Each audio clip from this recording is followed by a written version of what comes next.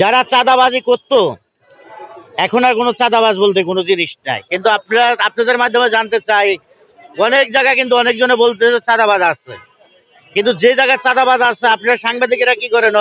BNP তো কত হলো, যে চাঁদাবাজ হোক তার ছবিটা তুললে তার নামটা লেখা পার্টি অফিসে নিয়ে জমা দিয়ে এলে সে বিএনপির হলো, তার তিনি দলের থেকে বহিষ্কার। তাহলে এটা কি শুধু বিএনপির কাছে চাঁদাবাজ দমন করবে? আপনাদের কাজ নাই? বাংলাদেশের সাংবাদিক আপনারা কাজ করেন কি? বাংলাদেশটা একটা সুন্দর নিউজ প্রচার করেন, বা সবার অপরাধ ন্যায় এগুলা বাংলাদেশের জনগণ জানবে, সে জিনিসটা আপনারা প্রচার করেন, এগুলো বাংলাদেশের জনগণ জানতে পারে, তাই তো? শুধু আমরা যদি বাংলাদেশে যদি বিএনপি করে দেখে যদি দেশটা ঠিক করে দায়িত্ব যদি আমাদের হয়, তাহলে আপনারা কি করেন? হ্যাঁ, আমি বিএনপি করি, বিএনপি তারেক জিয়ার কথাটা ভালো লাগে, তারেক জিয়ার কথা ভালো লাগে, বাংলাদেশে বিএনপির চলাফেরা ভালো লাগে, তাদের নেতৃত্ব ভালো লাগে। আওয়ামী লীগের মতো এতটা চোর না, ওই যে কথা কয় না, এতদিন বলতো চোরের মায়ের বড় গলা, এটা বলেনি আমি চুরি করবো আমার বড় গলা, এটা বলেনি, এটা বললে লজ্জা লাগতো। তিনবার দুর্নীতিতে চ্যাম্পিয়ন হয়েছে, প্রমাণ করে কথার মতো।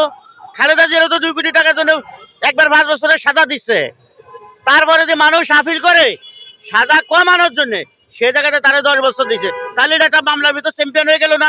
তাহলে ওই চ্যাম্পিয়ন আর এই চ্যাম্পিয়ন এক করেন, ধাক্কা লেখা কোনটা থাকে? দুটার একটা টিকবে? উনি তো খালাস পাইছে, এখন উনি তদন্ত করে দেখেন। মানুষ ক্ষমতা এলে অনেক কিছু বলে, আমি যদি ক্ষমতা আসি, এখন আমার পিছনে যদি ধরেন আমি সামান্য সিঞ্জি চালাই, আমার পিছনে যদি 1000 লোক যদি থাকে, কি আমার মাথা ঠিক থাকবে? হাই হাই, আমি বাংলাদেশে বড় নেতা হয়ে গেছি গা, আমি বাংলাদেশে বড় নেতা হয়ে গেছি। কার জন্য হয়েছি? এই ভাইয়ের জন্য, ওনার জন্য রাজনীতি করি। কার জন্য? জনগণের জন্য। আমি যদি জনগণের পক্ষে যদি কথা না বলি, তাহলে আমি কিসের নেতা?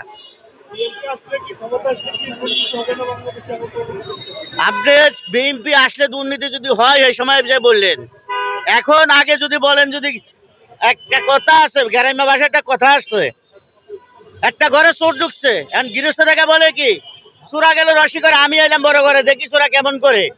গরম করতে করতে আবার চোরা গেল বড় ঘরে, আমি এলাম রসি করে, দেখি চোরা কেমন করে। ওটা না ভাববা 31 দফার ভিতরে যে জিনিসগুলো আছে, সেগুলা দেখেন বাংলাদেশে বাস্তবায়ন হয় কিনা। আর তারেক রহমান বর্তমানে যে একটা কথা বলছে, আমি তারা ধন্যবাদ জানাই। তিনি যে জিনিসটা বলছে যে বাংলাদেশে যারা এতদিন গুম খুম মামলার শিকার হয়েছে, তারা যদি জনগণের নিরহ লোকের পাশে যদি না থাকে, তাদের সাথে তিনি বেইমানি করতে কোনো দ্বিধা লাগবে না, দল তাদের সাথে বেইমানি করবে।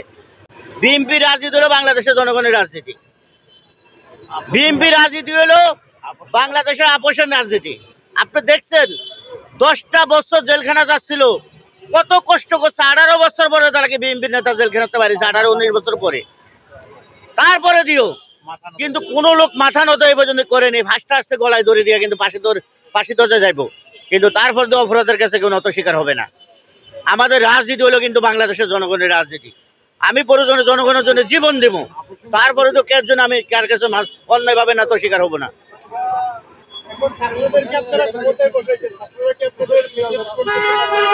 ছাত্রদেরকে যে জিনিসটা আমি আপনাদেরকে বলি, একটা জিনিস হলো কি জানেন, এই হাইকোর্টের সামনে কিছু লোক দেখবেন আন্দোলন করে, সারা রাত এখানে ঘুমা।